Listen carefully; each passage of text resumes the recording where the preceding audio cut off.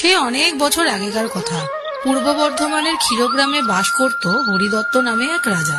একদিন রাতে হঠাৎ মা যোগাদ্দা তার স্বপ্নে দেখা দিয়ে বলেন মহা ধুমধাম করে তার পুজোর প্রচলন করতে, আর প্রত্যেক পুজোয় একটা করে নরবলি দিতে, না হলে দেবীর তেজে হরিদত্তের রাজ্য ধ্বংস হয়ে যাবে। রাজা তখন সমস্ত পরিবারের জন্য একটা নিয়ম চালু করেন। প্রত্যেক পুজোয় বলির জন্য দিতে হবে প্রত্যেক পরিবারের একজন সদস্য। স্বভাবতই শোকচ্ছায়া নেমে আসে প্রজাবর্গের মধ্যে।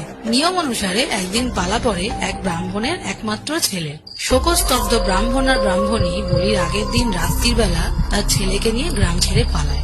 পালাতে পালাতে তারা গ্রামের শেষ প্রান্তে এসে এক বুড়িকে দেখে দাঁড়িয়ে পড়ে। তাদের পথ আটকে সেই বুড়ি ব্রাহ্মণীকে জিজ্ঞেস করে, এত রাতে তোমরা কোথায় যাচ্ছ?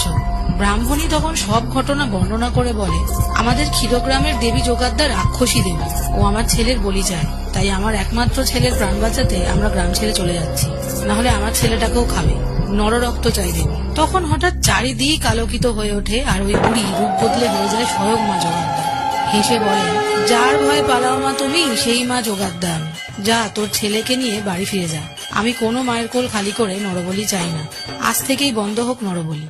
দেবী যোগাদ্দার আশীর্বাদে তারা তখন গ্রামে ফিরে আসে এবং নরবলির পরিবর্তে শুরু হয় মহিষ বলি।